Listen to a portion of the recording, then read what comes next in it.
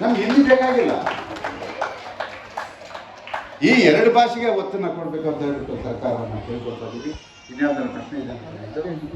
ಬಿಳಿ ಕಾಲಂಗ್ರೆ ಸಿನಿಮಾ ಆ ಟೈಮಲ್ಲಿ ರಿಲೀಸ್ಗೆ ರೆಡಿ ಆಗಿದ್ದ ಸಿನಿಮಾ ಯಾಕೆ ತಡೆ ಆಯಿತು ಅನ್ನೋದು? ಯಾಕೆ ಇದನ್ನು ಹೇಳಿದ್ನಲ್ಲ, ಆ ಒಂದು ಚಿತ್ರ ಹೊಸಬ ಚಿತ್ರರಂಗಕ್ಕೆ ಬಂದಿದ್ದಾನೆ. ಆ ಚಿತ್ರ ಚೆನ್ನಾಗಿ ಹೋಗಬೇಕು. ಎಸ್ ನಾರಾಯಣ ಅವರು ಡೈರೆಕ್ಟ್ರು, ನಮ್ಮವರು. ಆ ಎಲ್ಲ ಇದನ್ನು ನಾನು ಆಲೋಚನೆ ಮಾಡಿ ನಾನು ಬೆಳ್ಳಿ ಕಾಲಂಗ್ರ ಬಿಡುಗಡೆ ಮಾಡೋದಕ್ಕೆ ತಡ ಮಾಡಿದೆ. ತಡ ಮಾಡಿದ್ರೂ ಕೂಡ ಅಷ್ಟೇ ಯಶಸ್ವಿಯಾಗಿ ಆ ಒಂದು ಚಿತ್ರ ಇಡೀ ಕರ್ನಾಟಕದಲ್ಲಿ ಮನೆ ಮಾತಾಯಿತು.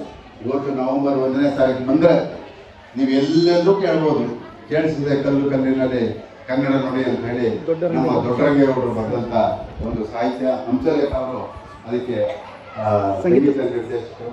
ಇವತ್ತು ಹೇಳ್ತಾರೆ, ಇವತ್ತೇನೋ ಇನ್ನೊಂದು ಮಾತು ಹೇಳಿ, ಈ ಸಭೆಗೆ ನಾನು ಬಂದಾಗ ಅದು ದಯಮಾಡಿ ಇನ್ನು ಮುಂದೆ ಎಲ್ಲೂ ಮಾರ್ಕ್ಸ್ಬೇಡ ಅಂತ ಹೇಳ್ಬಿಟ್ಟು ಅವರಲ್ಲಿ ರಿಕ್ವೆಸ್ಟ್ ಮಾಡ್ತೀನಿ.